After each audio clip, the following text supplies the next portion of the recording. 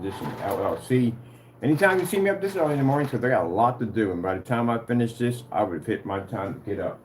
All right, I'm doing some getting ready to take some stuff over into my storage unit today, and I got to grab a projector out of there. Actually, I need to find Old Faithful, and I need to get one of my Chrissy projectors out of there, which I need over here. I need one of my Chrissy's. I'm going to be taking some stuff back I'm not using in here. I don't even know why I bought it here to begin with, but maybe I thought I was going to use it, but I'm not. So I'll put that back in the storage unit and some other things. I got to talk about something here real quick. First things first, the whole thing about the different addresses that I lived at. I just realized something. When me and the investigator was going through your YouTube channel yesterday, you raised those kids in that apartment. You have literally been in that apartment that long. The last time I think I got a glimpse of his son, he was small. He was sitting in front of a projector gaming. He was real small. I really don't look into that stuff, but I don't even pay no mind. I don't care. And he's now he went to his prom. You've been in that place for that freaking long? You haven't been any other addresses. I've known you, man, for like 7-8 years at least. You haven't been in any other place but that apartment. That's it. You spent your entire life in an apartment, and they're not even a good apartment of that caliber and size. You spent your entire life in it. At least I've had multiple houses. I know what it's like to be in different houses. I've been there. I rented rooms, I rented houses, and I had the one thing of renting an apartment, which I will never ever do as long as I live. At least I had the experience. Like I said, I've been there and done it. And you got a nerve to talk about somebody at the end of the day about where they lay their head? You have been in that apartment that freaking long?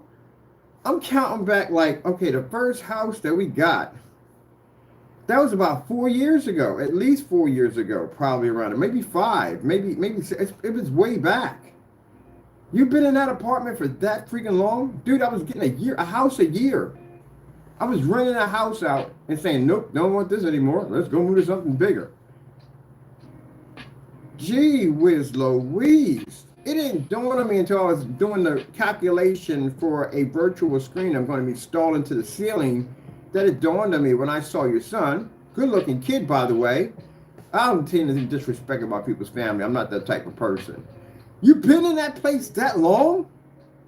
That is freaking insane. I've never known any, oh, wait a minute. Let me see if I remember anyone who's lived in an apartment that long. Usually most people move in apartments. They move out and they get a house. That's what they do. They don't spend a lifetime. Is anybody spend a lifetime in an apartment? Unless you're getting a condo or you got, I don't know. Anybody's ever spent living their entire life in an apartment. My goodness, that's crazy. Oh, well, as for the 317 Kern Street, he never lived at that address. Like I said, we got multiple fake addresses on this guy that have popped up on boxes, fake addresses. We got his real address right there. But yeah, I thought about that. And that's why I said off the record, you lived in that place for that freaking long. Wow. And here's the thing about it. This guy was trying to shame me for moving to different places. Yeah, I moved to different places. I upgraded. That's what I did. That's what people do. They upgrade. They move to different places. They move here. They move there. You know what I mean? I wanted a bigger backyard. I got a bigger backyard. I wanted a driveway. We got a driveway. I wanted a front yard. We got a front yard. I wanted a deck to the side of the house. We got a deck to the side of the house. I moved over and got the apartment. I wanted something much bigger. Yeah, my apartment was bigger than yours because when I was walking to my front door, I was met by the living room, which is something I didn't want. Even though I didn't like the apartment, still it was bigger because when I walked in, I had a vestibule. When I walked into, there was the bathroom room on the other end. I had to walk through the kitchen in order to get to the living room, and my living room was like twice the size of your living room. My apartment was way bigger than your apartment. Even though I didn't like it, it was bigger than yours. Because I figure if I'm coming out of a house, I do want to come out of a much bigger area. But then living in the apartment started giving me thoughts that I'm spending money for a room in areas that I don't even use. Because I really didn't use the whole entire apartment. I was barely in the kitchen. because most of the time I was at my sister's house, or I went out to eat because I didn't like the kitchen at all. I just didn't like the style of it. The other half was the front room, which I was barely in the front room. I spent most of my time while I was in that place. And, oh, it's Charlie. That's the big one coming through. I spent most of my time in the little room in the back, which was much smaller than the spot that I'm living at right now. So a good majority of my time in that apartment for 8 months, I spent in a smaller room. That's where I was most comfortable at. But other than that, yeah, and that's the reason why it dawned on me, like, why do I need all this room? And I started looking at this whole tiny home adventures and how people are building some tiny homes and we're downsizing, doing things a little different. It's a different way of living. And I wanted to try. I wanted to experiment what it was like to live that life. So I got a garage by choice. But you, on the other hand, have lived in that place for a long time, extremely long time. So when I'm done here and I go pick up my 7 or 5 or 2 acres, whatever I figure out what I want to buy or get, I'm sorry, leasing, because I'm not buying anything, leasing it. I figure there's no point at my age to buy something like that caliber, just to lease it out. But anyway, lease it and build my house from where I want to put it at. Yeah, you still would be in that same apartment. Well, no, you'll be someplace else, but that's something. Well, we're off the record anyway. You definitely would be in jail. So you keep in mind, he's got massive criminal charges coming this way, so he definitely would be in prison. Some kind of holding lockup facility. That's pretty much where you're going at. But anyway, other than that, yeah, you have been in that place pretty much your entire life in an apartment. Some people, if you like the apartment life, most people do is they leave their apartment to a bigger apartment. That's what they'll do. They'll get a bigger apartment. You have literally been in that same spot for that freaking long. Wow. Wow. That is absolutely insane. I couldn't imagine. I literally couldn't imagine being in one place that long.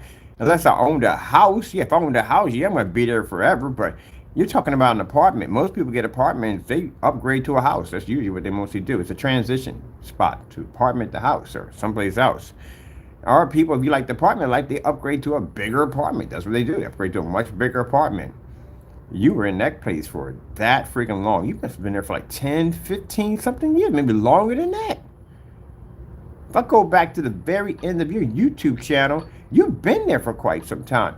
Because the last time I seen that his kid, he was tiny. He was like only about yay high.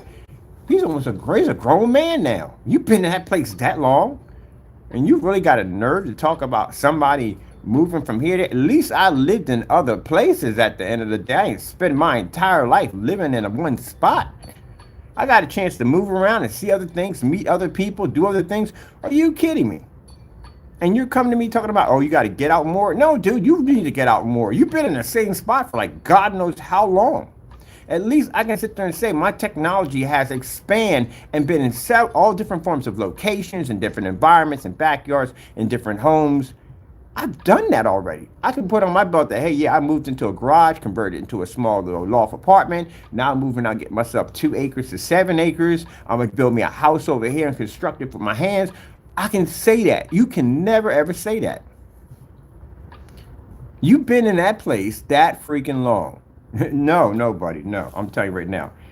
Usually people out, even if the apartment life is your life, say you love the apartment life, okay? That's all you're doing today, but they upgrade to bigger apartments. My last apartment was too small. We outgrew it in no time at all, so I'm upgrading to something bigger.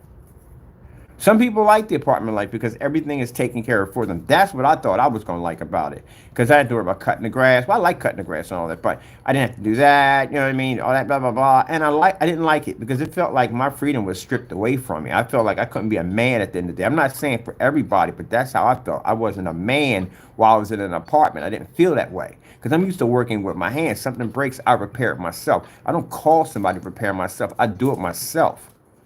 And here, I got full control. Anything in here, I repair myself. I don't call him for jack. I don't need to call him. I do my own repairs in here. So that's what I like to have. A stack of tools in the corner that I can utilize. I want a sofa, I build it. I want furniture, I build it. I put my own walls, own insulation, own light in it. I put my own hydroelectric water system in for basically being the flood display, the water I need to run it. I run my own power system. I do it myself, self-sufficient. I'm used to this. I'm not used to having somebody calling maintenance. I hated that so much that I had to call maintenance. I could have did that crap myself. Circuit breakers are right there. Hey, leave that alone. Circuit breakers are right there. Knock, knock, knock. Knock at the circuit breakers, pull it out, disconnect the negative, the positive, and the ground wire, which you didn't have grounded to begin with. You know how to fix all that? I had to rewire the ceiling. They didn't know that, but I rewired the ceiling. Guess what? He came in and checked it. It was a great job. Better than him. They never grounded it. I had to go in and repair all that because I had the breakers in there. I wasn't burning to death in that place. That's what I'm used to. If I don't like the grass, I go outside and cut it. If I don't like the flowers, I go out and change it. I'm used to having more power. But that apartment, like, I couldn't do it. I just felt like a hamster in the wheel every time I walked in there, like I was coming in and I was jumping on a giant wheel and running, and somebody else was just taking care of everything behind. Oh, I hated that so freaking much. That kitchen was freaking dreadful. That was the most dreadful kitchen I've ever seen. It was dreadful. I could have changed that thing from 6 ways from Sunday. Ripped out all those cabinets, installed the new cabinets, put a new granite top, new sink, the whole 9 yards, took out the refrigerator. They had a freaking, what do you call, a 2-prong outlet that needed to be removed and needed to be replaced with a 3-prong with an outlet, maybe a heavy duty, because putting in 3-prong adapters don't work. All you're doing is just instigating the problem. Oh, that place there. I could have done maintenance in that place and repaired that place. They had a big open doorway, perfect for French doors. How many people walk into it? Oh, gee whiz, you could have put beautiful French doors. That carpet was trash. I hate carpet. You could have put in some nice hardwood and floors and beautiful French doors. Upgrade that kitchen. The cabinets were cheap. I can't stand cheap cabinets. I hate them. When you open them up, they go bam. They hit real hard. They're supposed to go whoo, slowly. Cheap cabinets. I hate cheap cabinets. Could have put in some nice cherry oak cabinets, maybe some glass on the other side and see through with some nice soft lighting on the other end. Maybe a little stained glass mixed with maybe some yellow. I like the yellow kind of glass for my cabinets. A little stained glass.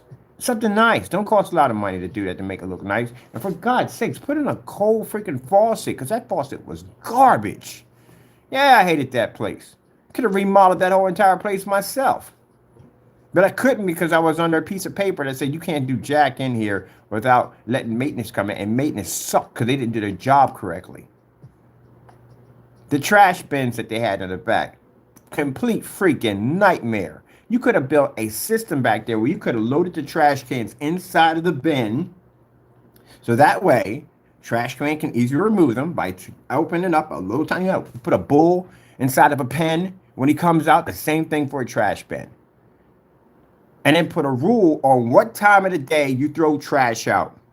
Because you have trash sitting out there all day, you could track rodents. And rodents are right next to a building. Guess where they go at? Into the building. Oh, man. I walked around that building and looked at all the stuff that needed to be repaired in that place. And because they were too lazy to do it. That's what I hate about the apartment. Like, one of the things I hated. No control. Here, I got full control. In a house, full control. You know why they love me in those houses? They never had to come down for me for anything. They never had to say, oh, Mr. Bird. And unless it was something way out of my reach that I couldn't do, then I would contact them, like a tree removal. But other than that, they barely ever came to the house for any freaking repairs because I did all the work myself. I just asked for permission. I don't like your sink. Can I change this out to something better? How many landlords want to say no on that? I put a sink in there. It was better than the sink they had when they first got that place. Yeah, I upgraded their place when I was in there. So as for being trapped in an apartment, you were literally in that apartment. At least I was in a house for 4 years. I was in a house. My house was 1,600 square feet. You were in an apartment. All right.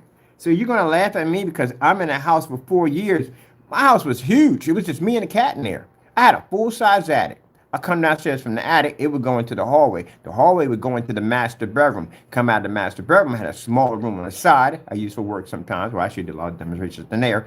I go down the hallway, I had a smaller room. I call that the mini arcade, which became Taco's room. I had my bathroom, and then I would hit the staircase and come straight down the staircase. And I had a living room within a living room with a real actual cobblestone working fireplace. I had a little sun bay area. That's where I had my main projection screen. That's where all the windows were at, and that little section right there, where the door was at, next to a small little flat porch that led to a little garden in the front that wrapped around to the back of the house. That also too connected to a driveway that can fit 7 cars in it. Yes, 7-car driveway. And I didn't even see the neighbors because I had a privacy hedge that was blocking off the neighbors when I walked out and went around that corner.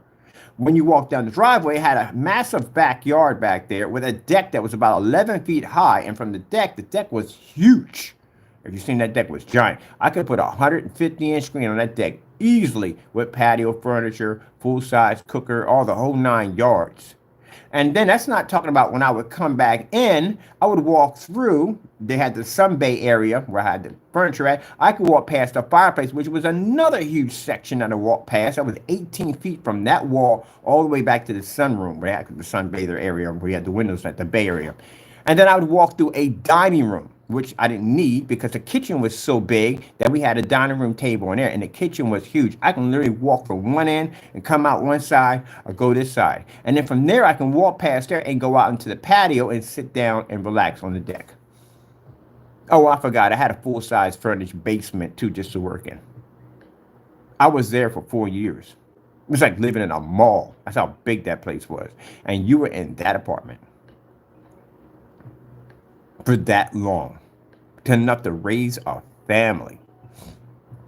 Are you kidding me? Yeah. Okay, that is freaking nuts. I didn't realize that till I was sitting here and I was working on this blueprint for the virtual ceiling. And I'm thinking, I saw that kid, we were going through this, getting evidence for court. And I'm going through and I see a picture of his son. I'm thinking, whoa, wait a minute. They've been there that freaking long? You've lived there that long to raise an entire family in an apartment? Like I said, most people upgrade. That's what they do. They're about their apartment life. Some people don't want their responsibility of cutting grass and repairing things, have somebody repair stuff. That's what some people like. That's what they're into. All my family members got houses, every last one of them. They just don't do the apartment life. I got one that does an apartment life, and she's about to go get a house.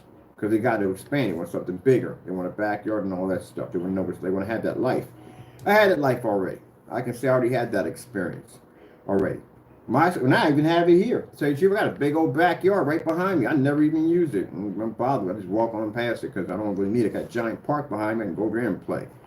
But anyway, yeah, that's why I couldn't do the apartment life. Because I wasn't used to getting up in the morning and walking out my door and seeing a wall waiting for me. That drove me freaking nuts. I'm not used to that. I'm used to open up a door and boom, the whole area opens up for me. That's what I'm used to. I didn't like it. I literally felt like I was trapped in there. Here, open up my door. I got a big old backyard back there. I walk past the backyard, then I hit the house, come down, and then I hit the front of the house. Here, when we get the garage and everything set up in here, I can open up and just walk right out into the park. Just like that. I'm not met by people that are coming in and walking in. I got people over top of me, people on the, oh, no, we're not doing all that. I can't stand that. But again, for some people who like that life, who enjoy the apartment life, I'm not shaming you. But what I know, people who have that apartment life at the end of the day, they upgrade to a bigger apartment. I've heard it dozens of times. Well, I'm moving to this apartment right here. Why? I said, because it's much bigger, it's more space. You know, I've outgrew the other one. You know, me and her. And then most people, if they have kids coming up and are raising a family, they get a house. That's what they do. You can rent a house. You don't even have to buy one. You can rent a house. There's more people renting houses than there are buying houses. This sugar had a nerve to try to shame me on renting a house. And you've been in that apartment that long.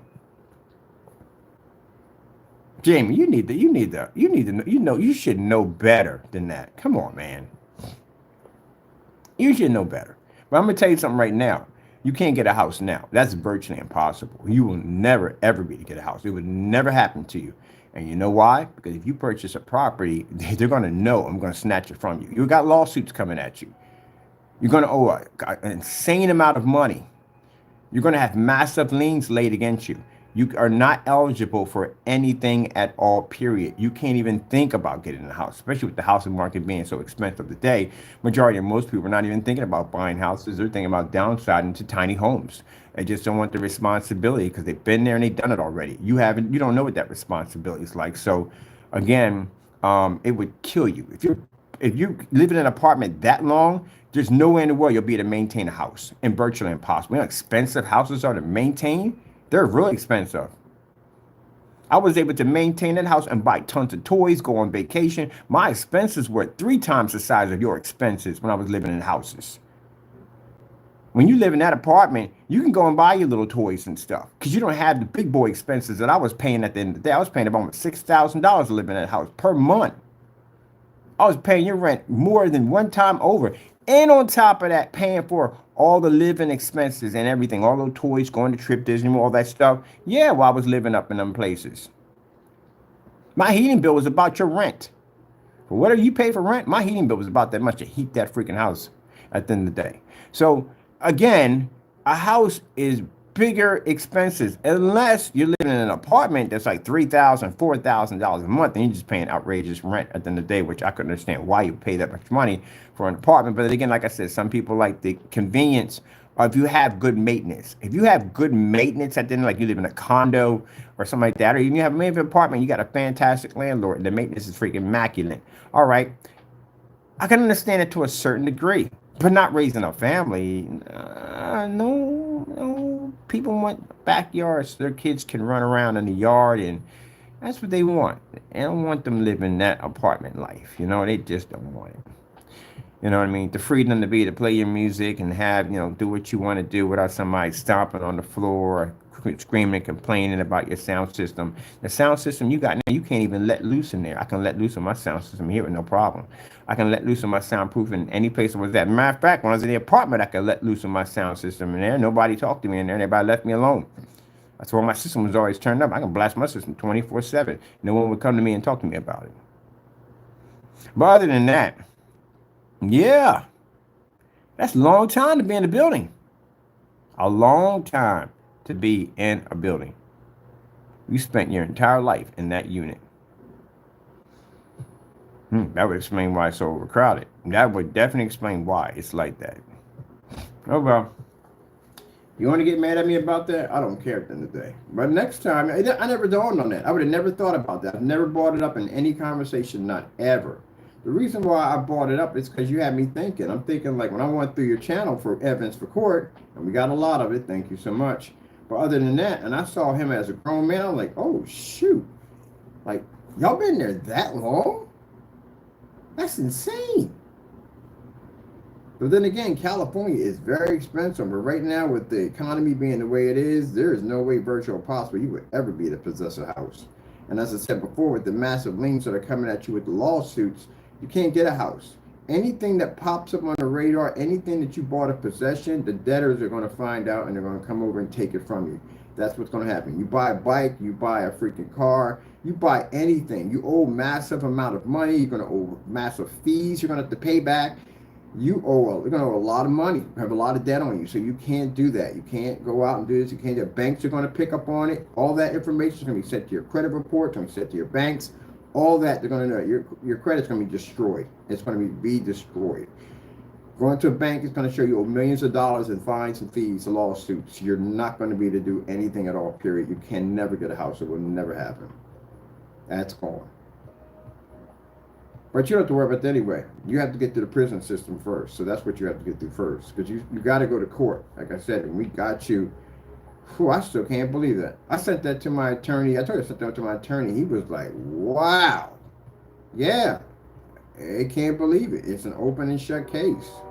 I'm not even going to be there that long. Really, honestly. We got you on the board. We got you on a video telling people to come to my residency. That's doxing. That's against the law. You're gonna get time for that. You're gonna get about, could get 2 years out of that easily. From Big Charlie. Whew. And then you got 4 other charges behind that one that carry up to a year in jail.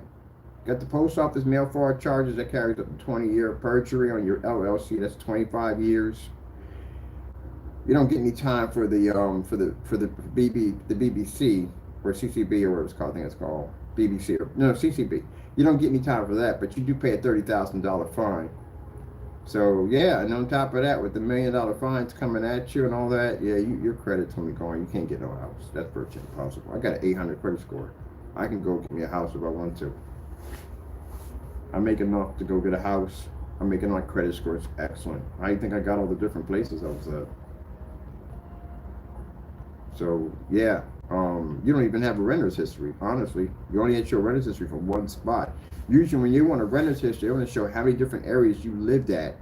It does come in good if you've been living at one spot for a long, long time. They look at that also too, how long you've been there. And I've been at places for like a year or 4 years or so forth. But I showed that I can actually move to different areas, and my rent fluctuates. It changes where I can pay this amount of money and that amount of money and still maintain. And they like to see that. But other than that, yeah, money. And here's the thing. I'm not shaming anybody who's lived in an apartment. Yeah, gee, I'm sorry. I just can't see past that part. I don't shame anybody for living in an apartment. I don't. But usually when people live in apartments, it's like a stair-step process for them to upgrade.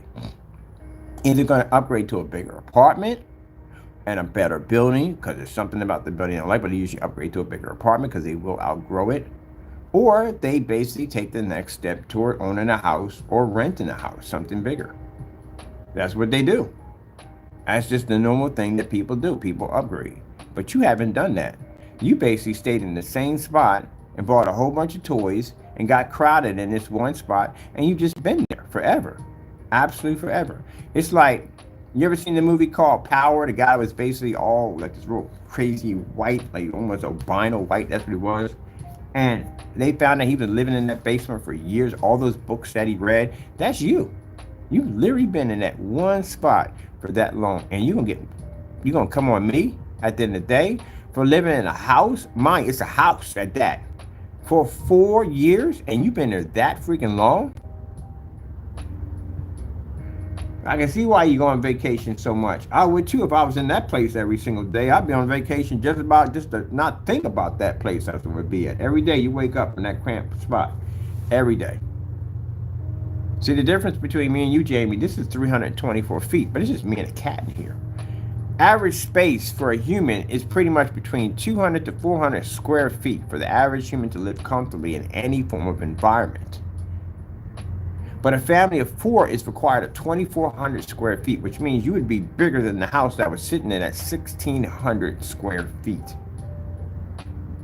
That's insane that you lived in that. Well, I guess I'll put it this way. Jail cell ain't going to be much of a difference because that's 4 by 8. So, yeah, that's pretty much it. Gee whiz Louise, that's freaking insane. I never really thought about that. I didn't think about that until I saw that young man sitting out there with his date, going on his prom, or wherever he's going at. And I thought, y'all been there that freaking long. Last time I seen that kid, he was only yay high. That's crazy. Let me put something here too, since we're off the record. I don't know why you flash your orders. First things first, nobody in their right mind is buying that product from you. You would have to be literally drinking bleach to buy that stuff. You saw the man match products that you could buy on Home Depot or Lowe's easily. Doesn't test his products. There's nobody buying that stuff. At the end of the day, there's no testing. You see that demonstration I did yesterday on the batch number? We ripped up a cardboard box and stapled it to a wall and produced an amazing image. An amazing image from a ripped up Amazon box, which is sitting there right now on the ultra short projector display in the fireplace behind me.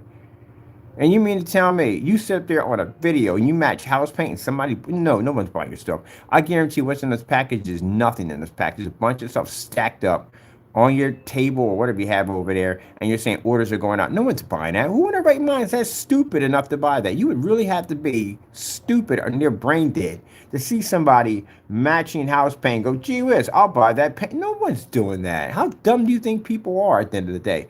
I take people are quite smart, you, that bottom line would see a demonstration like that and go, oh yeah, I'll buy the CINEMAX. No problem whatsoever, because it's a perfect product, even though Jamie matched it in house paint in a video perfectly with no problem. Why the freak would I sit there and give you $50 of my money? Well, I can spend $30 and get a gown $60. I can get 5 gallons for that much. Why? Your stuff doesn't show anything different at all. Period. Nothing. I got a $6,000 panel sitting behind me from a high-end company. Really? I had a customer tell me, why should I spend $364 for your product? Yeah, guess what? The demonstrations we display on our technology, are you freaking kidding me? Yeah, he was blown away by that. Never seen screens do that before. Oh, this is my environment.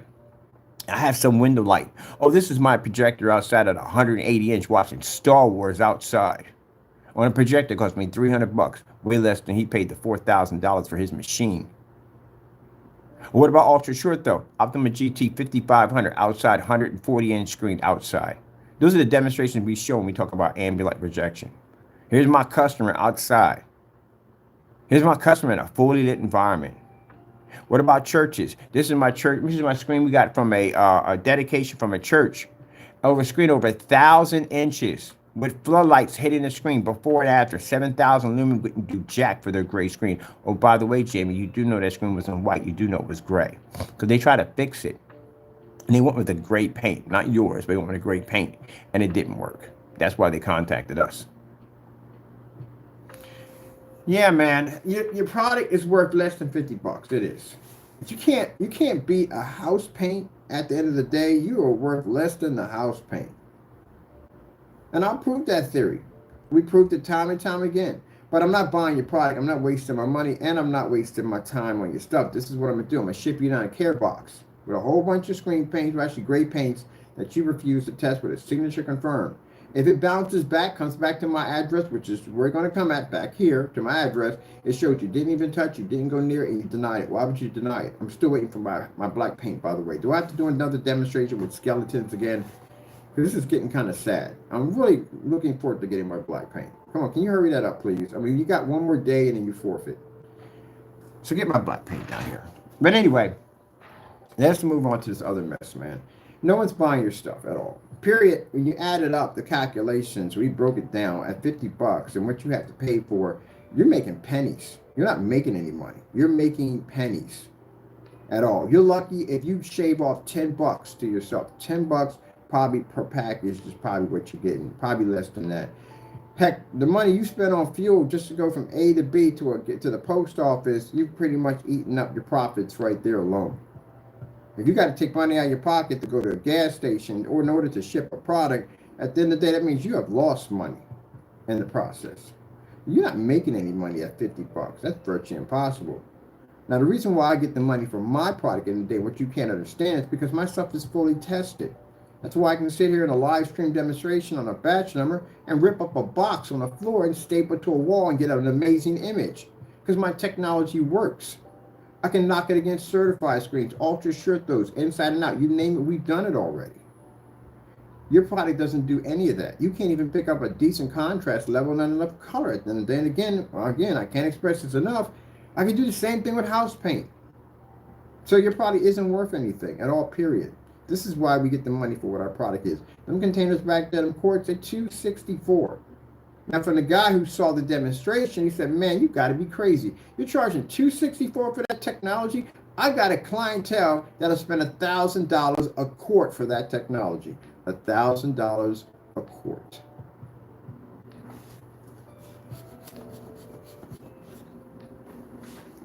We don't have any projection screens. We got now ambient light projection. Oh, please. We got new technology coming out called Superior. You want to call yourself Superior? It's not to match that technology, what that screen does, or that's called false advertising.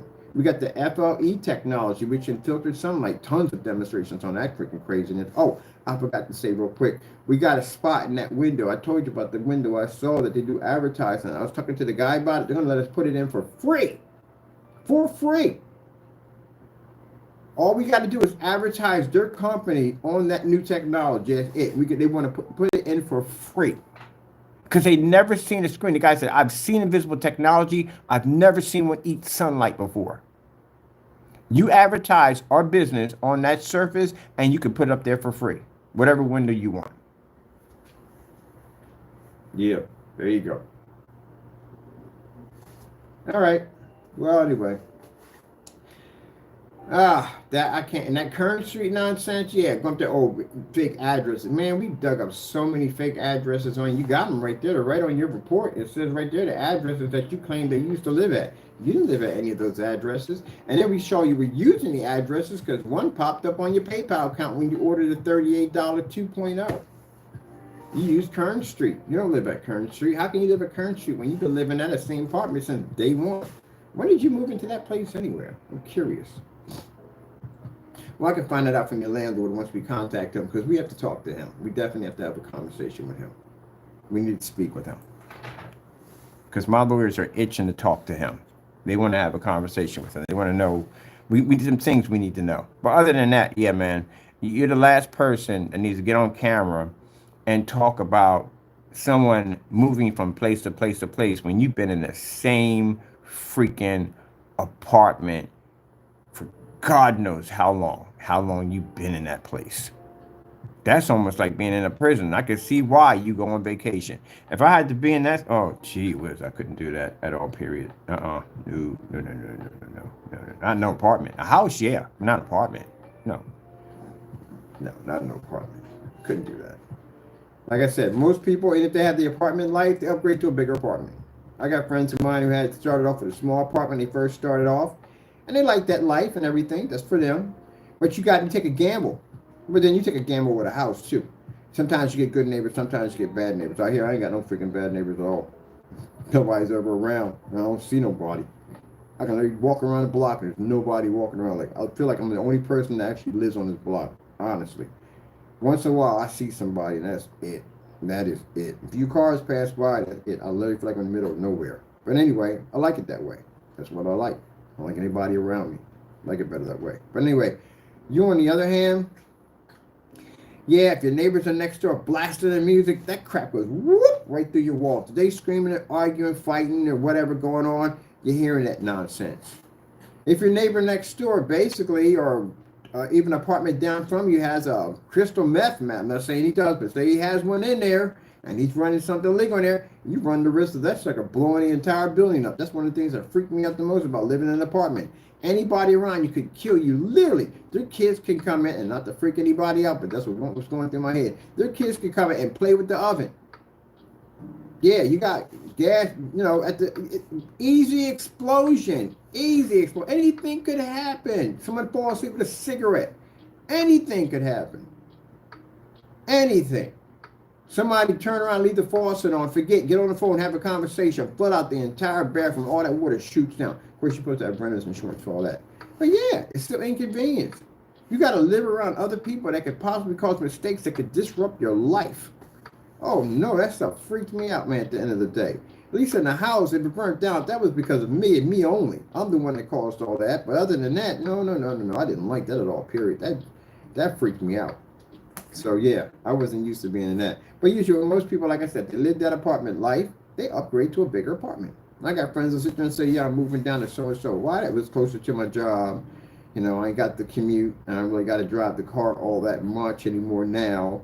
And it's bigger. I outgrew the other place, so I'm looking at this place much bigger, and this one got a little deck. They try to get a little piece of something that will give them something like a house, but not a house yet. So they'll get a balcony or something they can come out of that enclosure and go out to something different. Like a little balcony helps, having a little rooftop deck. That's why now the apartments that they're designing today, the new futuristic apartments they're making it more like a house in an apartment in one.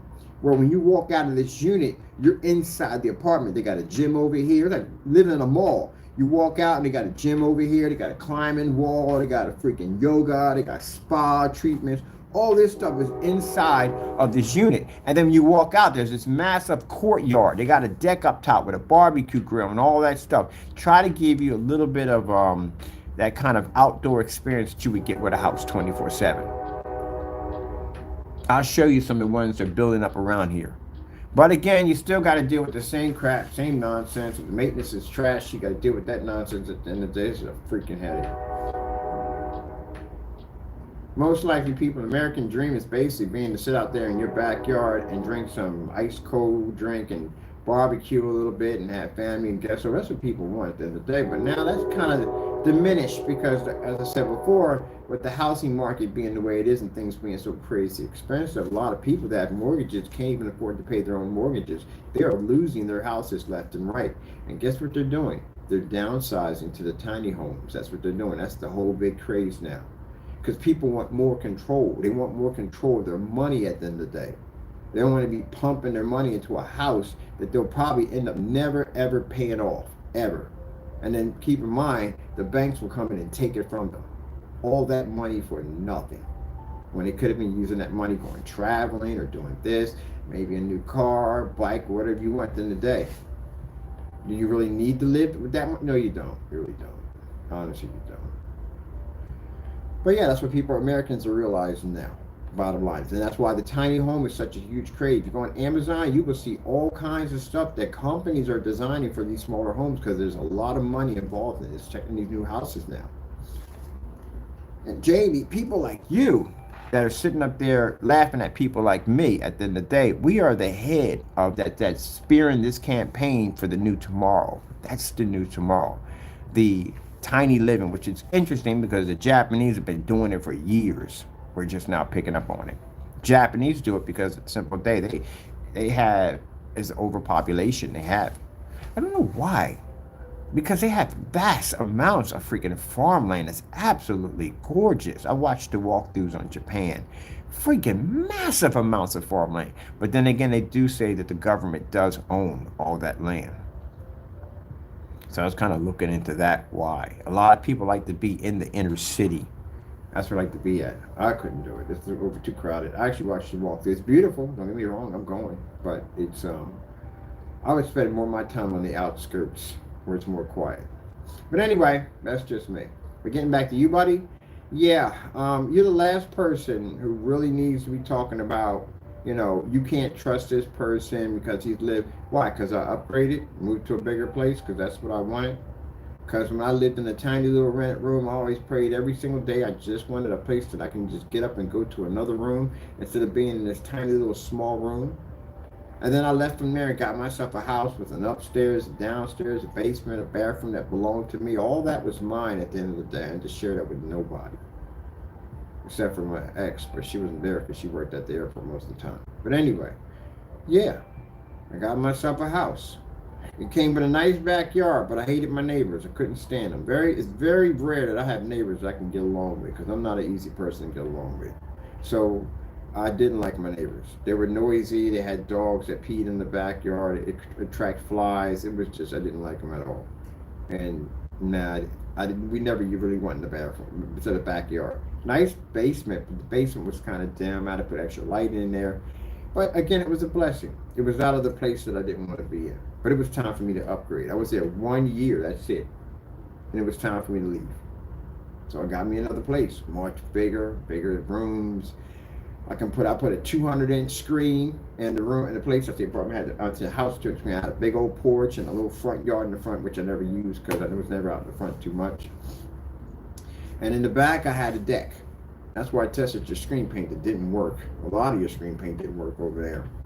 Big old basement for plenty of work. I can get my work done in there. So I liked it, but yeah, it didn't have a backyard. I wanted a backyard. And I wanted a house with a little bit more detail to it. This house was nice, but it was so plain. It was just plain. It didn't have any crown molding or none of that. It didn't have any detail. Architecture look to it. You know what I mean? You ever seen a house, they call them trap houses? It just looks like square wall. There's no kind of architecture design to it.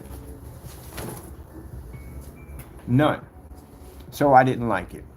It was fun. Don't get me wrong. I enjoyed it. It was a blessing, but I wanted something else. So I moved from there and I went over to 69th Street, City Line Avenue, upscale area. Got my gourmet kitchen that I wanted. Didn't get my backyard, but I got my gourmet kitchen. I did get a nice driveway to do some demonstrations on. Always had parking in the front. Good sized house, condensed lighting. Had a nice luxury ceiling fan, which we never even used. Good sized bathroom. Had a master bedroom. I had my room. I worked in the back. She had her gaming room on the side. Very nice neighbors. Fantastic area to shop. It was freaking amazing. I go around the corner, boom, I had the whole entire 69th Street strip mall on one side. It was freaking insane. I think I was around there every single day just buying stuff. There's so much stuff. I think I went to the supermarket so much they knew me by first and last name. I was always buying stuff. And the gourmet kitchen, yeah, I worked the daylights out of that kitchen because I freaking loved it because I got a gourmet kitchen. That's what I wanted. Got a conventional oven, got a range on the table. It was beautiful. So then I still wanted my backyard. And I didn't want neighbors next to me. Even though my neighbors were nice, it was still next to me. And I didn't want that. So the next house I moved to was up in Haventown. I moved over there. That, I got everything I wanted. I got a detached house where I didn't have my neighbors next to me. I got a big yard. I got a yard in the front, which I never ever used. It was Bug City back there. I had a nice side, but I had to mow the whole side of the house. On one side, we had this huge walk area inside the house. Big old basement, plenty of light, plenty of room to move around there. A little laundry room connected to the other end. Like I said, I had a full-sized attic, which freaked me out too. That's another place which I found creepy. I never liked attics anyway. Huge living room, burnt actual working fireplace. I only used one time because I couldn't use it because of the lung disease. Huge deck, which I spent most of my time on the deck for just relaxing. So yeah, I got everything I wanted out of that house. Everything I wanted. But then as time went on, it was just me and the cat in there, I started realizing that I don't really need this kind of space at the end of the day. It's just not for me. It's time for me to go. And that's what I did. I left. And I went and got myself an apartment. You know why I got an apartment, Jamie? Because I had to figure out exactly what I wanted when I got down to Allentown. I've done houses already. Houses are expensive. I decided to move into an apartment because I figured, hey, someone would take care of everything for me. That's what usually what people think. And this would be nice. I'll get along with the people. It'll be nice. I mean, I'll love it. It'll be like the show called Friends. But it wasn't. I hated it so much. It took away so much of my freedom. I couldn't stand it. Hated every day there. There are literally days I just thought about just packing everything up, sticking everything in storage, and just living on the street. That's how much I hated that place. And every day I got on my computer and I stared at images like this. Every day I stared at images like this. Because I felt like I was in prison. I literally, when I went to those on-site jobs, it was like, I said, man, I freaking hate my place so much. I get in the lift, I hate my place so much. I be in a restaurant, I hate that place so freaking much.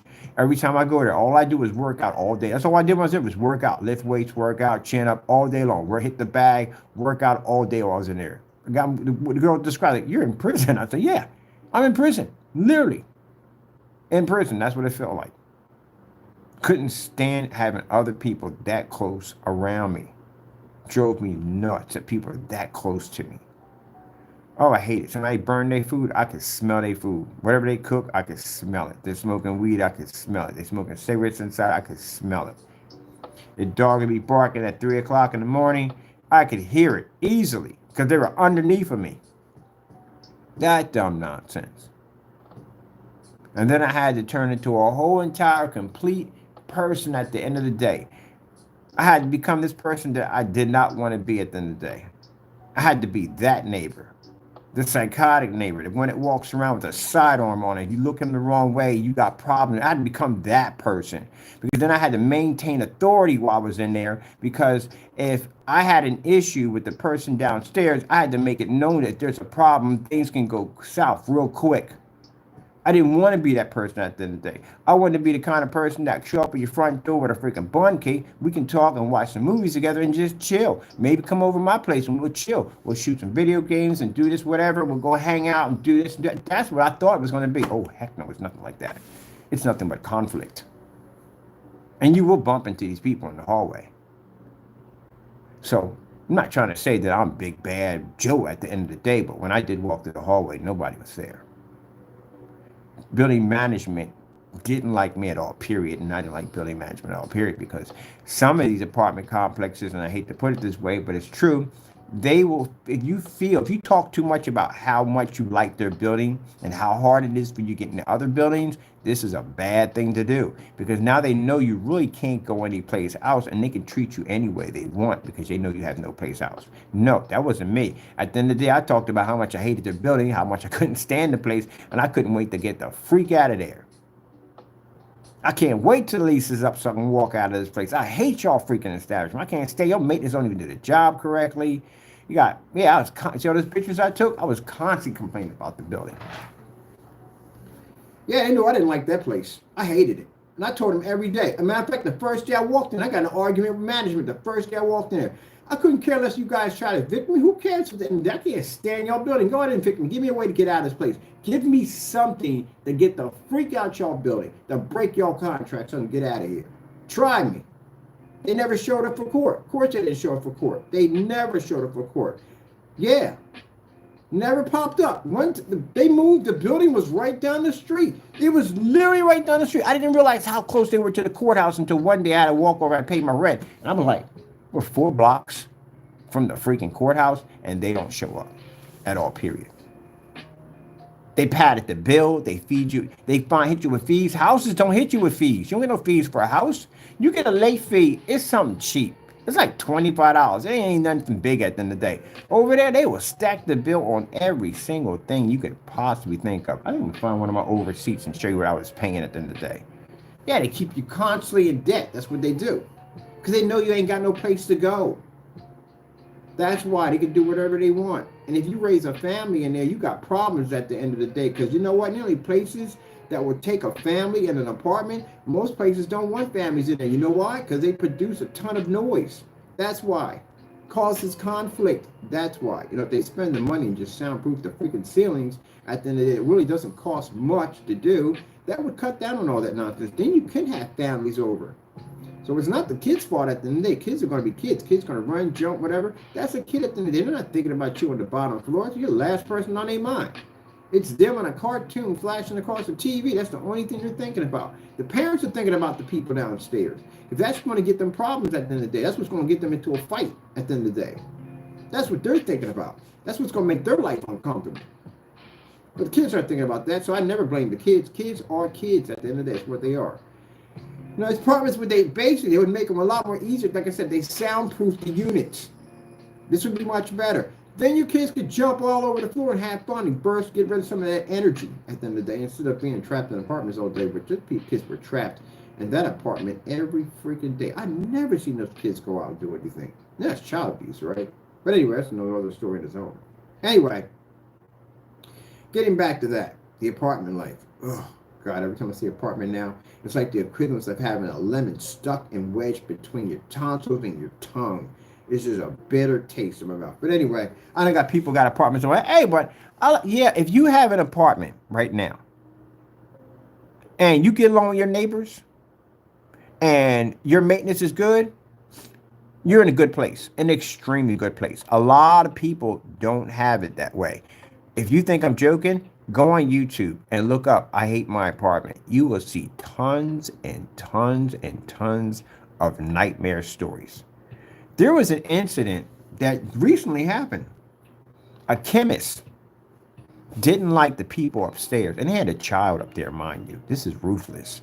And he was mixing a poison, and he was taking a needle, a syringe, and pumping it under their door. The child got sick. The family got very sick, and they couldn't figure out what was making them sick. So they put a camera in the hallway and hid it behind the plant. And you saw this grown man walk up the stairs, who worked at a very good job, and take a syringe out of his bag and inject this poison underneath of that floor, knowing that there was a small child running around up there. But I can tell you something, I hate to say it, I don't condone that, I really don't, but this is the evil that sometimes that apartments can generate. When a person is just trying to have a peaceful day, they will blame everything and everyone. Some of them will even snap and basically level an entire building because of the noise and the argument and the fighting and pressure. It's bad enough you go to a job that's stressful, but then you come home to an area that's even more stressful. What do you think that triggers a person to do? Yeah. That's why I didn't want to be in that environment. Why do you think I had all those weapons in there? I had all those weapons in there. It wasn't for y'all people coming down and see me. I'm good on that. I ain't got no problem with that. I can use the target practice. It was about basically whatever could happen in that building. It was an uncontrolled environment. So say somebody got in an argument with their girlfriend, they just lost their mind, and they decided they want to kill everybody in the building. I need to make sure I can stand my ground when they come through, or basically eliminate the situation before it gets worse. That's why I had body armor and all that equipment in there for that situation, because it was hostile in there. I even had extra cameras installed in my windows so I could see who was coming in, who was coming out, who was in the hallway. I had cameras in that place watching. Nearly never had to go through a situation like that ever. Now all my other stuff is in storage, and I just got my MK12 over here. That's all I need, and 50 cal body armor. That's all I need over here. That's it. But other than that, yeah, it was crazy. And the fact that he spent that long in that place, I mean, unless he got along with all his neighbors, I mean, that's interesting. I've never seen that one before. Usually got somebody you don't like. Even when you live in a house, you got some neighbor you don't like at the end of the day, and they don't like you. But anyway, at least you can go in their house and you don't hear them over top you. That's one thing it took me hard to get used to. I never got used to it. If I got into an argument with my neighbor, that was the end of it. We go in the house.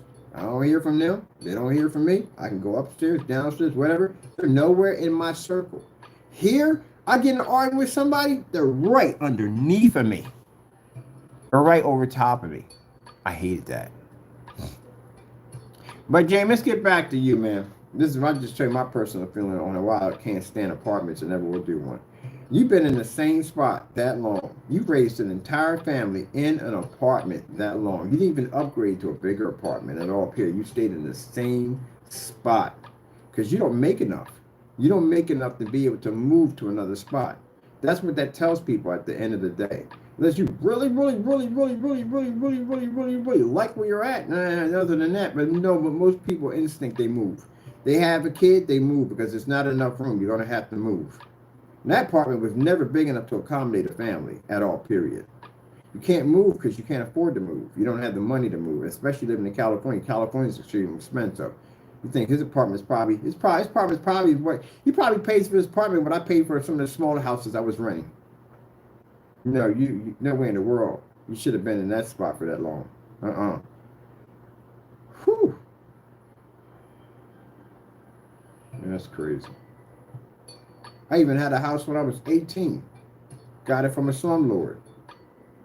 Paid off his back taxes on the building. He gave it to me.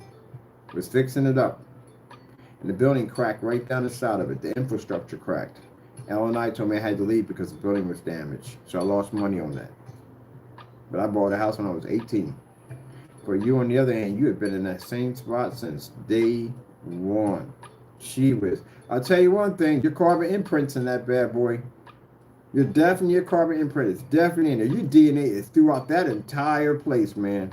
That's a 2-bedroom apartment. I found it did 2 bedrooms or one. If one or 2 bedrooms, I think there's 1-bedroom apartments in there. So that means they slept on the sofa. Gee whiz. Or if it's 2 bedrooms, still somebody slept on the sofa. Can't have a boy and a girl sleeping together. Can't do that. That's definitely, you can't do that. Gee whiz, man. Oh my goodness, man.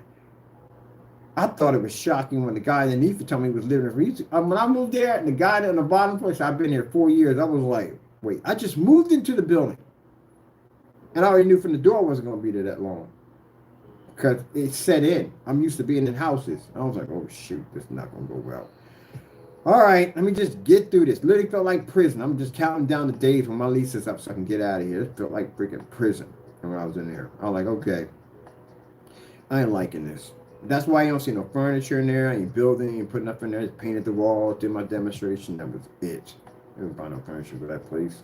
But anyway, yeah, man. My guy, I talked to him. I said, so how long you been here? He said, I've been here 4 years. He nested in that dip. He did. I seen this apartment. Real nice. Got everything all set up and everything. Big screen TVs and all that stuff. Gaming systems.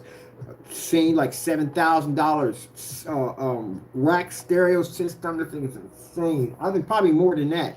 Because his receiver was a 2 amp. You know how much 2 amps cost? They're about $3,000 or $4,000. That system was insane. He's a sound carnivorous, what do they call him? He was one of them. I had a conversation with this guy. I lost a couple of times connection when he was talking. Like, what the freak is he talking about? This guy's crazy when it comes to that kind of stuff. But anyway, long story short, he nested there. He been there for freaking 4 freaking years. I'm like, how the freak do you nest in a place for 4 years? But then again, if you think about it, he had no kids, wasn't married. He had a dog and a cat, and that was it. He had a divorce. He went through a really nasty divorce. And the woman he was with was extremely selfish. She would allow him to buy anything, nothing that he wanted. And he was whipped. He admitted he was whipped. And he finally broke free of that nightmare, got this apartment, and basically started buying whatever the freak he wanted and started living his freaking life. I can understand that 100%. But I couldn't do 4 years there. I couldn't do it. But that was him. That was his life. To each his own at the end of the day. But he wasn't raising the family.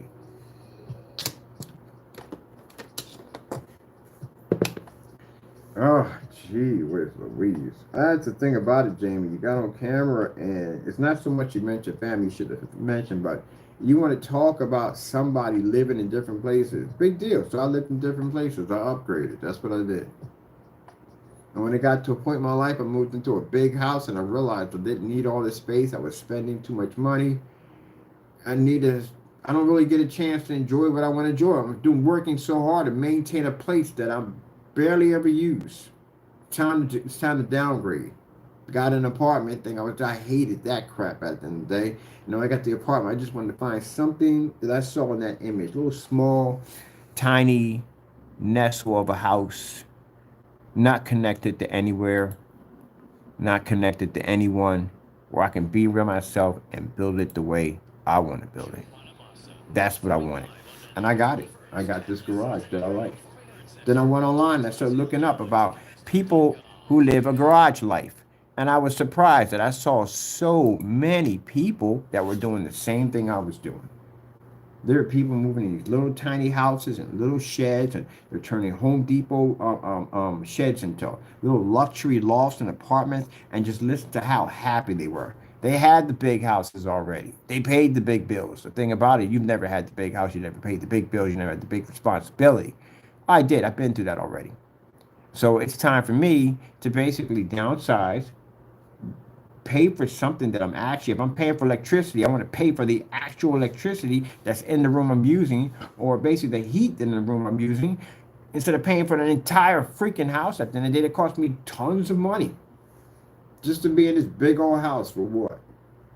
This place right here, I freaking love this place. And when I move from here, I think the only thing I'm going to do is I'm probably going to upgrade to I don't want it too big. I'll think about 1,000 square feet, but I don't want 1,000 square feet. That's too big.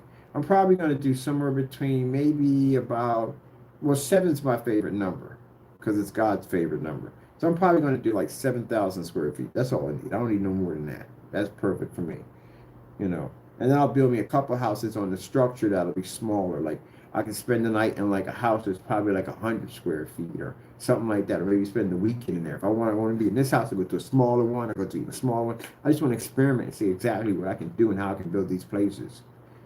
Yeah, but that whole freaking, you raise a family of 4? Man, you tell people this at the end of the day, they will laugh in your face. You did what? I raised a family of 4 in a 2-bedroom or 1-bedroom apartment. Yeah. Mm-hmm. Why don't you just get a house? You don't make enough. You don't make enough to run a house. You don't make enough to run a house in California. Them houses are freaking crazy expensive. You don't make enough. And your company doesn't make enough. And you work at a printing shop, you don't make enough. But yet you want to get mad at me at the end of the day because I charge the money I charge for my product, I can back my stuff 100%. You get mad at me because I'm moving from house to house. Every house I moved into, this joker try to contact the landlord and try to get me kicked out. And here I am right now, Jamie. I got the power to contact your landlord and get you removed from a building right now if I want to, and I chose not to do it yet. I have the opportunity to remove you if I want to. I send your landlord these police reports on you. You know what's in those police reports? It's some pretty nasty stuff, some charges you're being charged with, and we can back up all your charges. All I got to do is send them that police report, and that's it, and you're out of that place. You're gone.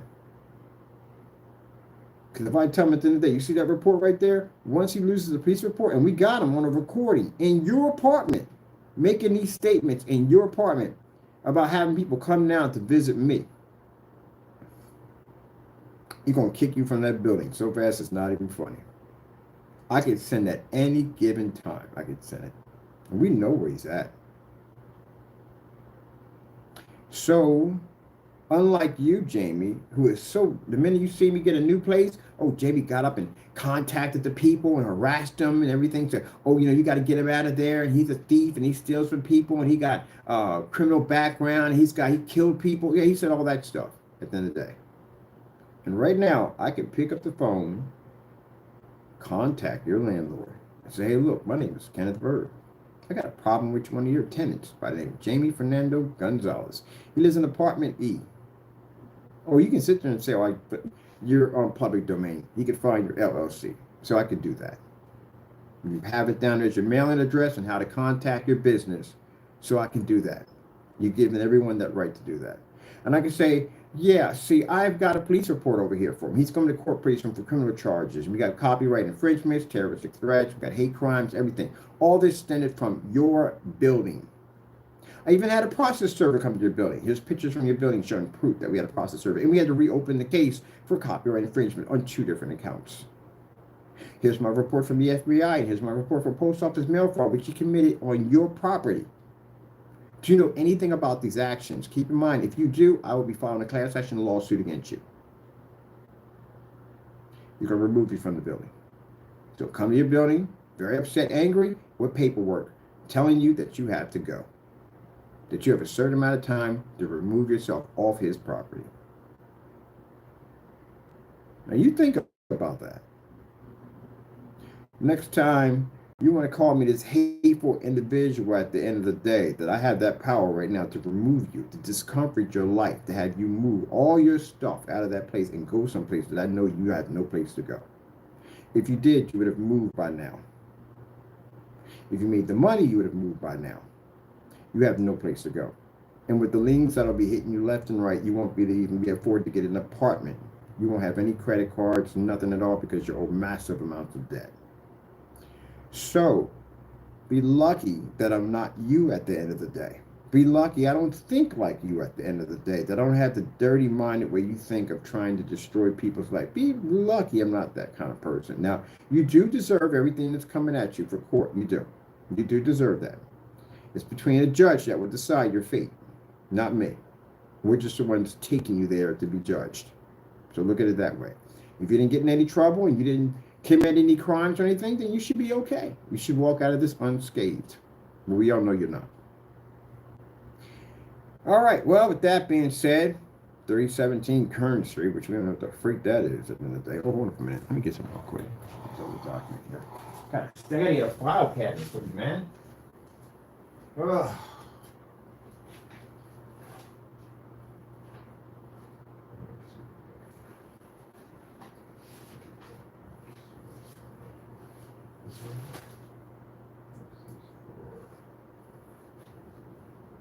Yeah. There we go. So I had to look through the file and get you.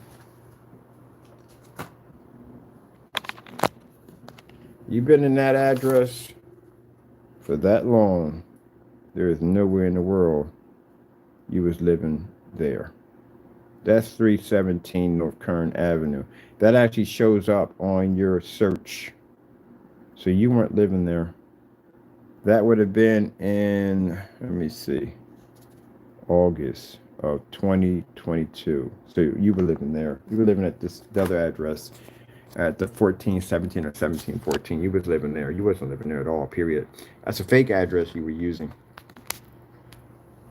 And then we got 5 more addresses just like that. It's interesting, Jamie, that I find out about you that when you talk and try to slam people at the end of the day, it's kind of like you're confessing to people what you are. You have several fake addresses, several fake phone numbers. We call those numbers, they don't go to anywhere. They're all numbers. They're all registered to you.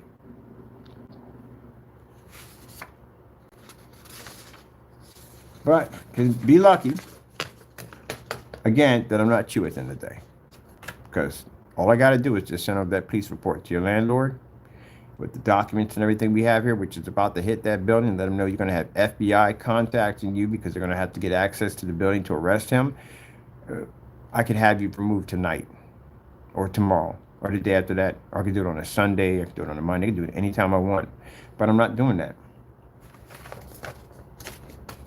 Because eventually you're going to go. That's what's going to happen. You're going to go either way. They got to contact them anyway. They got to get access to the building. So they're going to reach out to him and let him know that they're going to be going in your building to go pick you up because you're going to get arrested for what you just did. So he's going to find out about it. He's going to ask you a lot of questions. A lot of stuff's going to pop up. And several agencies are going to be coming in and out of that building for your arrest. So he's going to basically find out eventually, and he's going to remove you. But I can remove you if I want to anytime. I can get you out of the building. And you see how deeply he's embedded in that building. He's going to have to move all that stuff out of there.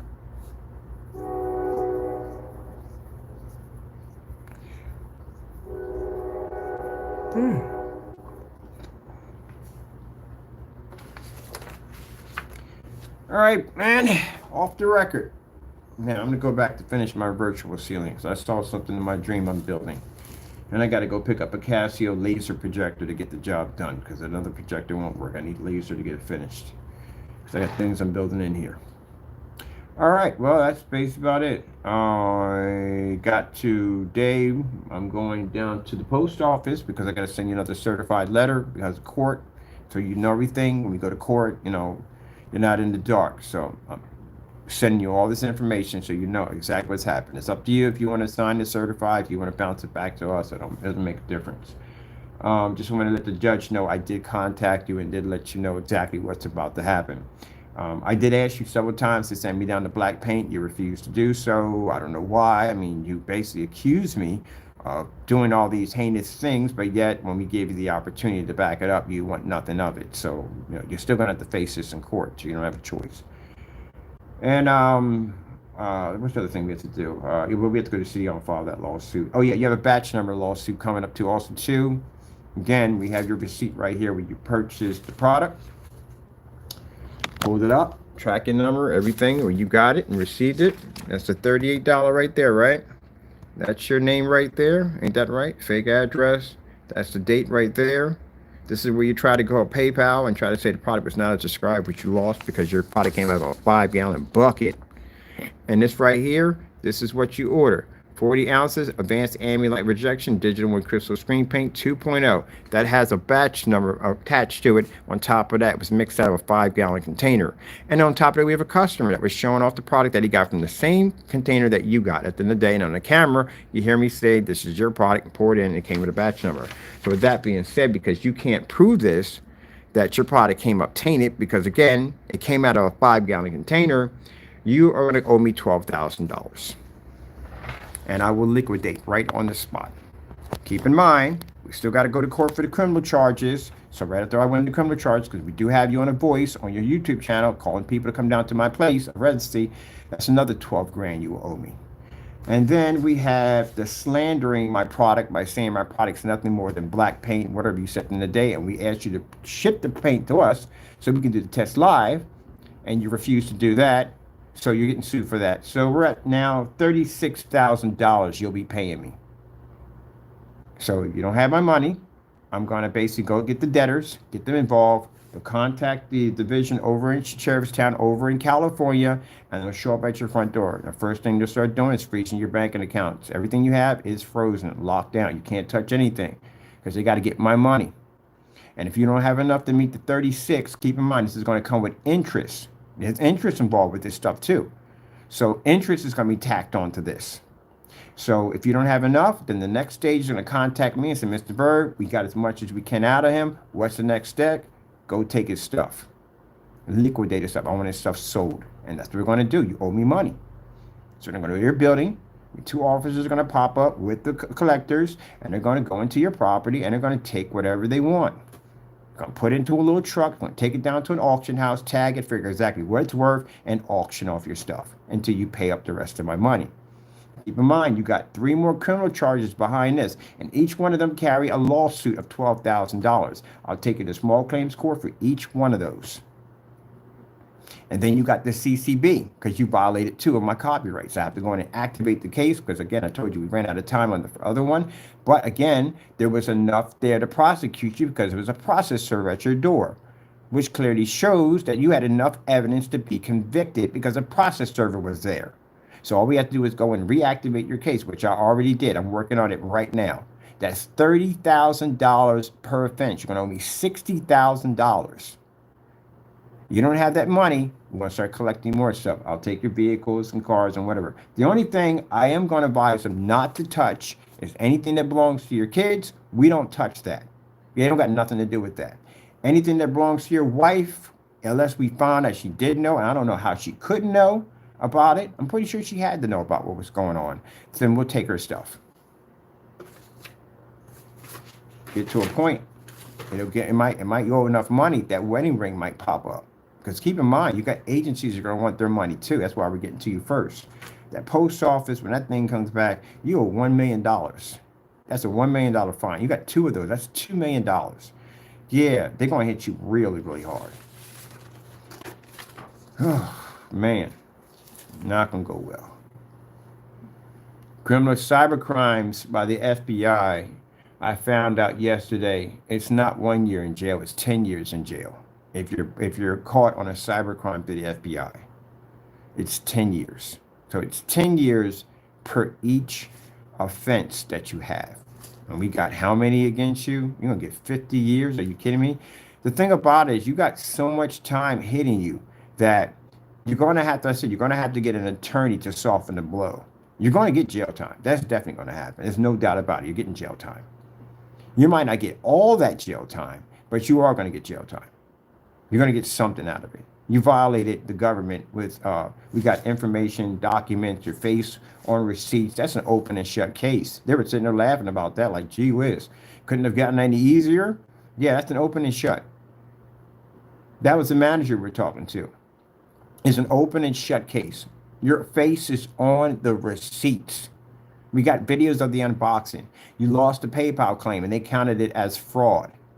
You're not winning that at all, period. You got to get a lawyer to soften that blow. So that's 20 years for each one of those. Consider the fact, Jamie. Then you got the cyber crimes. And we got one of them, you actually talking in a YouTube, talking about, we're telling people to go down to the address. That's 10 years you're going to get for that. Not 1 year. I thought it was 1 year. It's 10 years you're going to get for that. And you got what, 3 or 4 of those we filed against you? It's not going to go well. So you're going to get some time. You might not get like 50, 60, 70 years. You're not getting any of that. No. But you may get maybe 5 or 8 years out of all that. You got to get something. And you know how the government works at the end of the day. They don't give people a break for jack. So you got to get something. And then you got to pay restitution.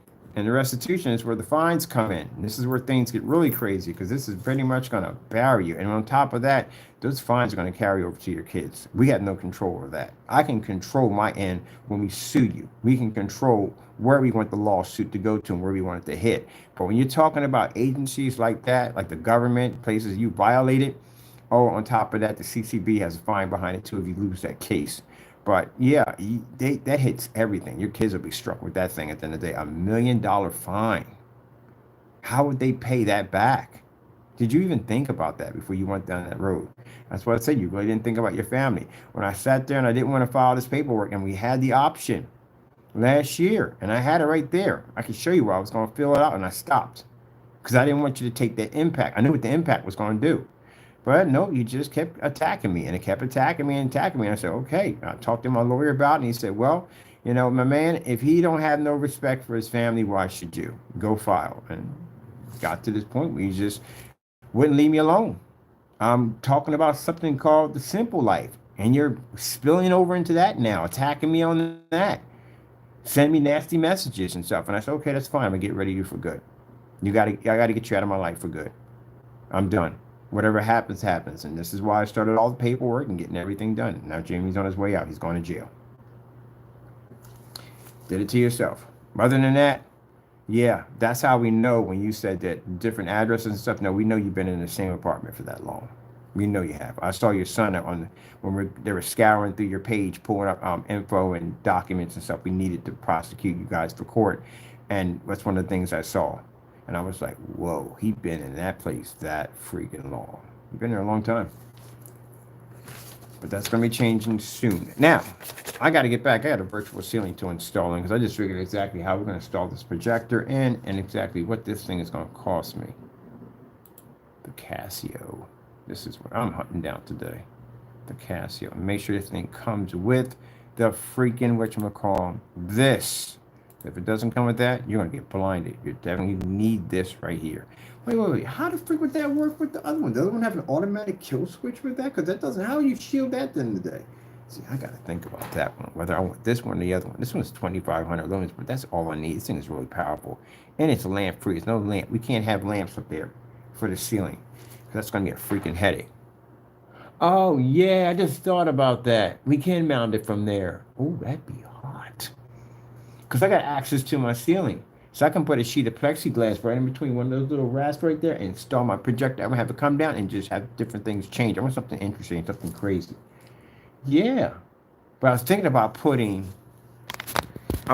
I come to the front door, I was thinking about putting a screen that hangs down here, right there, invisible screen, front and rear, and then I can have my projector mounted there. So when I come in, I can see the image, boom, hit there, and it projects on the other inside the kitchen. That'd be cool, like a hanging screen from the ceiling. And this light ain't nothing, because that stuff's designed to filter light. That's that new, that window technology. That's what I'm installing here for show. Just for fun, I went in here. That thing will eat through that light like it's nothing. So I'm trying to figure out what projector to use. I want something small and lightweight. This thing, there's no weight to them. They're small. I've had them before. And they're lamp free, which means they use 0 lamps. Never have to worry about changing jack, and they're whisper quiet. And this thing has no weight to it. But I like the fact that this one has the guard on it.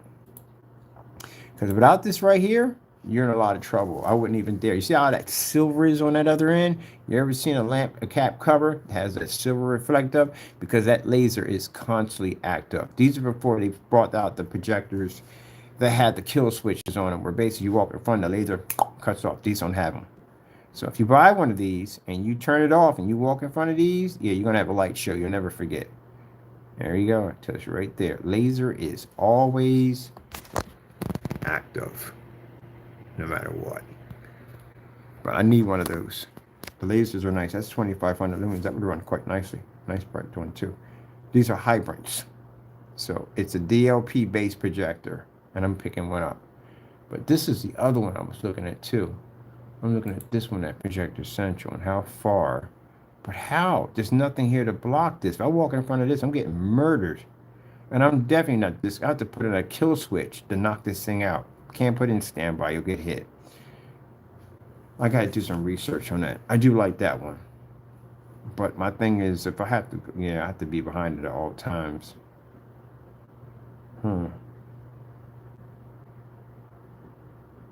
I have to build my own cap for it. I'm literally going to have to build my own cap with a silver shield on the other end. Why don't we have one? This thing has a kill switch on it. So let's see. I got 5 feet is all I need. 5 feet from here to there for the screen. My screen size has to be 39 by 24. Actually, the gamer screens are 39 by 26. So that's what I would have to be at in order for it to work.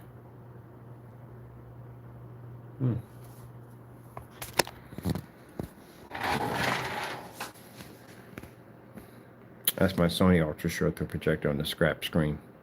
That's what we're calling it, the scrap screen, baby. I put it together in a batch number for fun. That was fun batch number. All right, I'm off the record. I'm done here. And I've got to be 5 inches. We're doing this from the ceiling. That's easy. 5 inches from here. So when I open up the door, I want to be to see like a metro sign. I told you I'm doing this in like a cyberpunk kind of like, how can I say it? I want it classy, kind of Japanese kind of setup, because I do like the Japanese interior design. I freaking love it. I want that. But I also too want a little bit of that cyberpunk kind of, when I want a Japanese kind of style mixed in. It's like high tech, it's kind of like a steampunk kind of thing, pretty much. We can get into, but it's like from a Japanese kind of style. But I'm putting a metro screen that has a little meter that runs across, that tells the news and sports and all that. That's what I'm hooking up over there. And I'm going to attach to the ceiling. We're going to use our FLE AdTech technology, because that stuff's designed to filter sunlight. So next to that light, which I'm never going to use because I'm getting rid of it. But yeah, that's going to be pretty cool. Oh, I'm so excited. I cannot wait to get back into the simple life of living. Yeah. Going to the storage unit today to pick up some stuff to bring down here. I'm going to bring in my Chrissy projector. I can't wait to bring that baby down here. I'm going to take the rest of these projectors and this stuff back up there and put it back in storage. And I got to rearrange my storage unit. I do. It's a mess in there. Get it all rearranged. Oh, shoot. I just thought about that. I can just pull this sucker down and put it in the storage unit once I'm going up there anyway. But how am I going to get that up there? Oh, I call on a friend. They'll come down and help me put that in there because I don't want to put that in a lift car. That thing is huge and dusty, and I don't want to check up that car unless I can wrap it up in something. But it depends on how heavy it is. And I got to get the electrician to come down to remove that light so we can start working on that. Oh man, this is gonna be freaking cool, man. I cannot wait to get working on this. That's interesting. Doing all this work, I'm not even gonna be here for. I'm gonna be here for 1 solid year, and I'm out. I got other places to go. But I'm going to rebuild do this place. I'm taking the experience. It's all about the experience. That's what comes down. Knowledge is power. I've learned so much since I've been here already. I haven't even started putting the drywall in. I had no idea it was. I sat there in the car and a guy asked me about different forms of drywall, and I could literally sit there and have a conversation about drywall. Now, once I'm done here, I'm actually while I'm here, I'm going to school for to get my certification for this. My certification in drywall and the things I want to do, because I want to get a certification for it. The other guy, he was an electrician, he wasn't even certified. I didn't need it because he had the experience, and he had other people coming and check his work, and it was good. You just have to get that little document saying so and so and so. But it's funny because you meet people that are freaking outstanding, amazing freaking cooks, and the first thing you say is, "How come you ain't got a freaking restaurant?" But they don't have a degree in culinary arts, and it's a shame because some people won't hire them because they don't have the degree, but they got the skill level that's freaking through the roof. Sometimes that piece of paper don't mean jack. Anyway, but because people like you got people like that been working on cars since they were 10. They know everything there is about a car, but they got to get a certification to say they know everything about a car, even though they got the skill level because they know everything about a car. These are the same funny guys that walk into a freaking a school and yeah, they're acing everything. They've been working on cars since they were 10. Their dads were mechanics or whatever. Yeah, born and bred in that field. But yeah, I'm gonna get my certifications for this stuff, man. So I can basically show that hey, I got certification, this, that, and the other. When I start building my homes collection, that's what I want to do. And again, like I said, yesterday, yeah, I did talk about selling out, but truthfully on all that, and I talk about it sometimes, but not because I got things I got to do at the end of the day. I want to incorporate my technology into tiny homes. I want to do a tiny home theater package. Actually, I got a screen. I told you one of my sister's son is an engineer.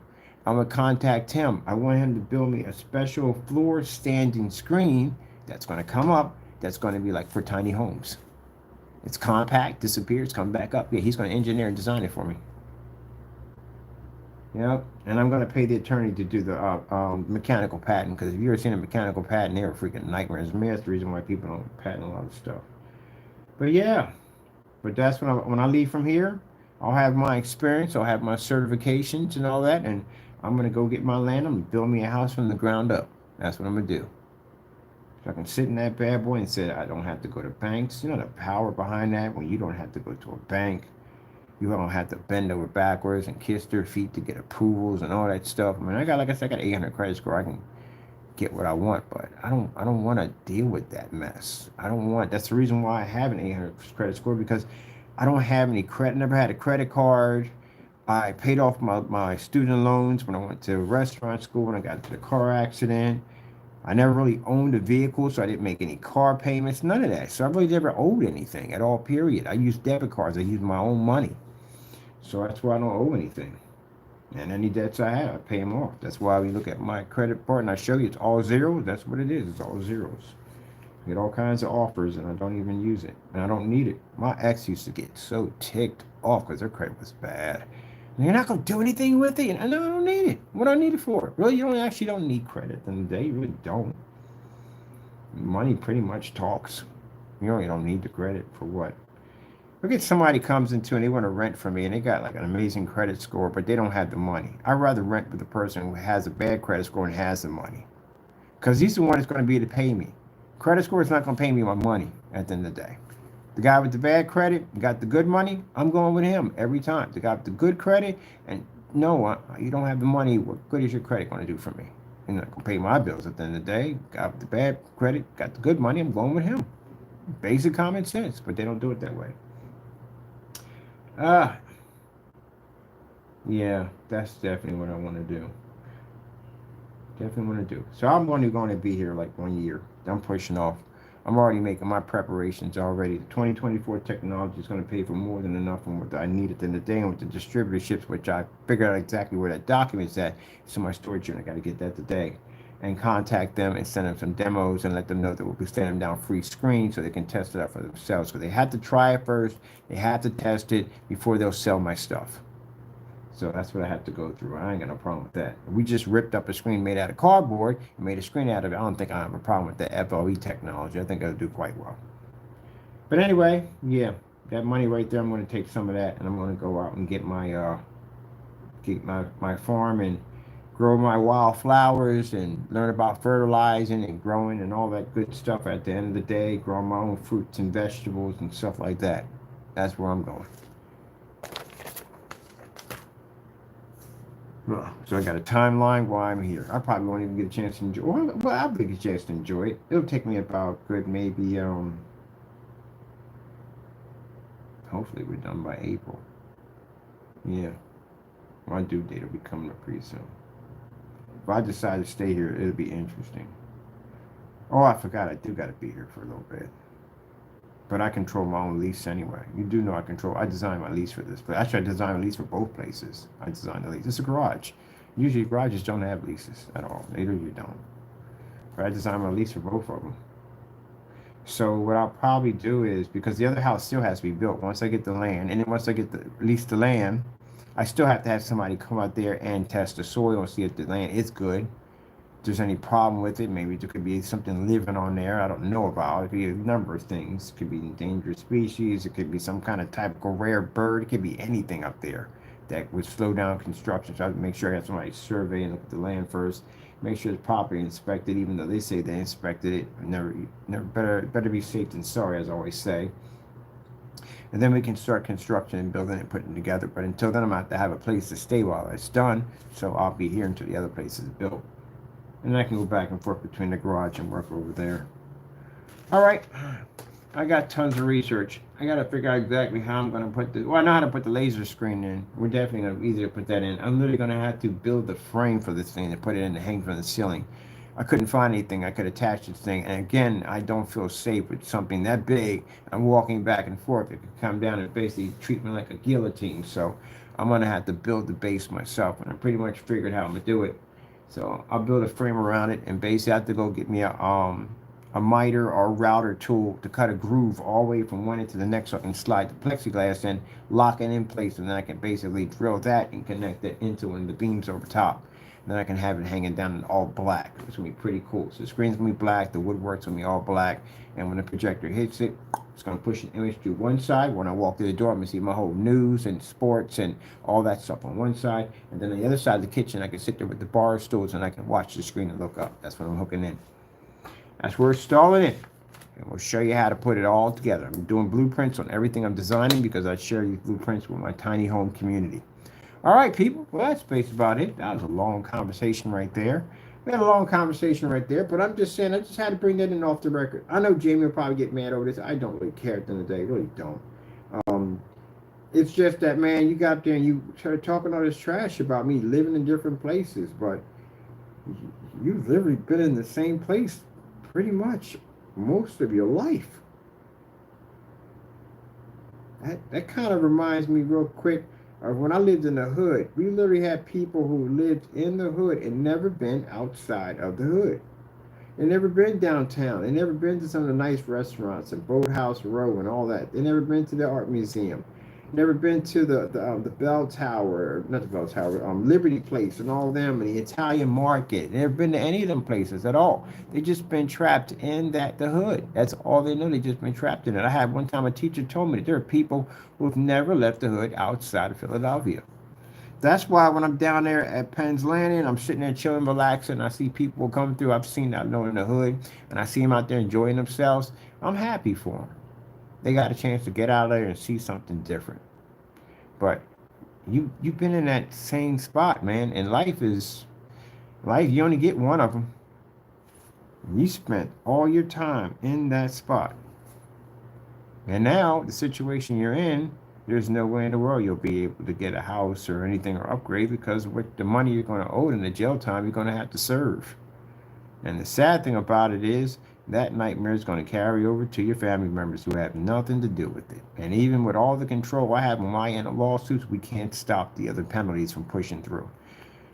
This is what happens. This is what happens when you do dumb stuff in life. Oh, heck, I got an urge for some rice pudding. Ooh, I'm making rice pudding. What the frick am I buying rice pudding for? I can make rice pudding. That's one of the school. You can make whatever the frick you want.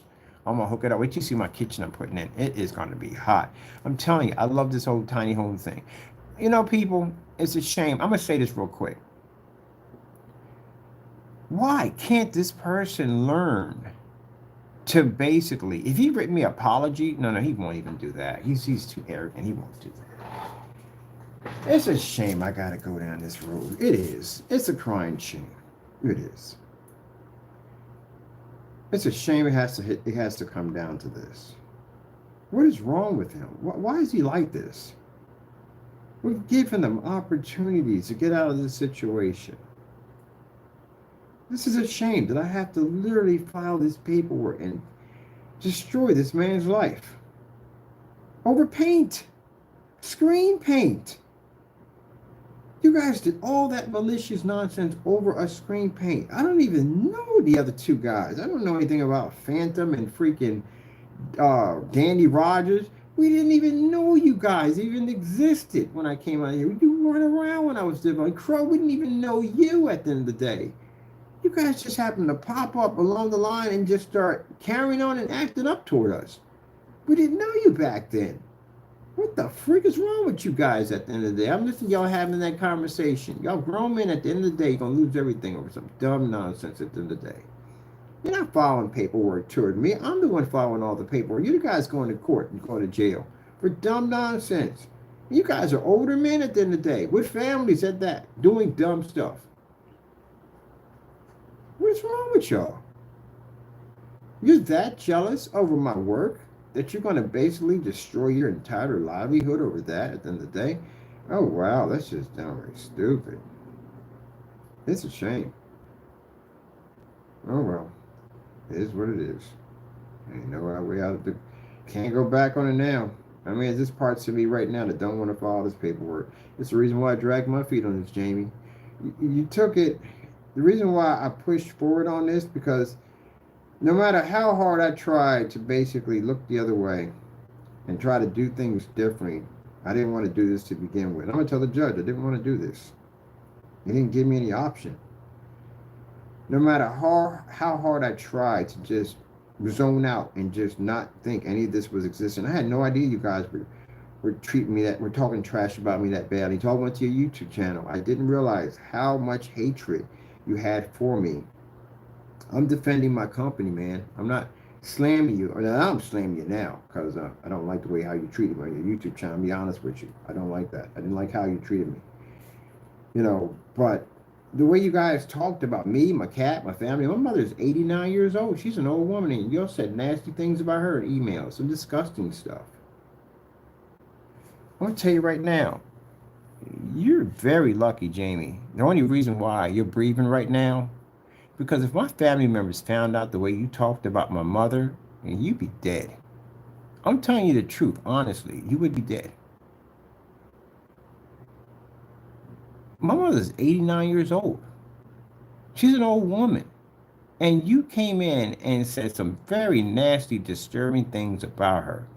And if those people, my side of the family, found out, there would be nothing on God's earth to stop them from coming down there, kicking in your door and laying some lead into you. You cross a line, man. You do. You cross a line. You do. But this is why I think prison is going to be good for you. Because in there, you do that nonsense and there you get your skull kicked in. You're going to learn to be respectful. You're going to learn to treat people with respect. If not, like I said, you get your head kicked in. Someone's going to crack your wig. But I've never met anything like you in my entire life. And I can't wait for the judge to meet you. You are like a person I've never seen. You're almost like Satan himself. And even through all the dirt that you do, I try to think like, man, I've seen pictures of your kids. I've seen pictures of your family in there. And a part of me don't want to do it. But I have to do it because I don't have a choice. You don't give people options at all, period. You come back. Even when I'm sitting there explaining to you to send the paint over so we can do the testing. Mind you, you made the accusations. You said my product is a scam. So I'm requesting for you to send me paint. What's the problem? What's the holdup? and you get nasty and you send me the very dumb thing you shouldn't have sent me because this is what you're being prosecuted for. So that's more evidence that got transferred over to them. I don't know. I really don't know, people. Oh, well. Never want to put anybody what I went through when I went through the system. He's going to have to go through it. And I think what Jamie feels at the end of the day, that he's not going to go through the system. He's not going to get locked up. Nothing's going to happen. He feels at the end of the day. Okay. Let's make it happen. That's a shame, but yeah, it has to be done. And for anybody at the end of the day who feels that, oh, you know, that's wrong. No, it's not wrong for what I'm doing. I'm defending my company. I'm doing what I'm supposed to do. Unfortunately, I don't want to do it. I'd rather be doing something else than basically taking away a man's freedom and his livelihood. But he doesn't give me options at all, period. And for the people that you mentioned on YouTube, you gave them no option at all. There's no option around that. I'm just telling you, Jamie, there's no option around it. They're going to get to you. That's what's going to happen. There's going to be, when you come down here, or either when you go to the prison system, they're definitely going to get you.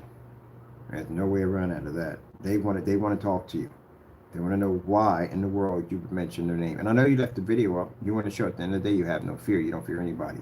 But we do know you fear. Because the process server told me how you acted when they came to the front door. How you coached your wife. And they heard you in the backyard. You coached your wife to come to the door. Oh, by the way, he speaks Spanish, by the way. He can understand everything you were saying. So he knew you were afraid. We try to act like he's tough. But okay. We'll go from there. Okie doke. All right, people. I'm gonna go finish my laser sealing. I got things to do, and I want to do some more demonstrations on my scrap screen. I got to get orders out from my customers, which we're dropping out today. Thank you for your orders. We really appreciate you supporting our company, and I'm going to continue to design amazing products. I'm just glad that part of me is relieved that this headache is going to be going away forever. And the rest of you jokers that were involved, I will pay whatever has to be done. I forgot about that. You're in a conspiracy charge for filing next month. They got to dig you up. They had to dig you up.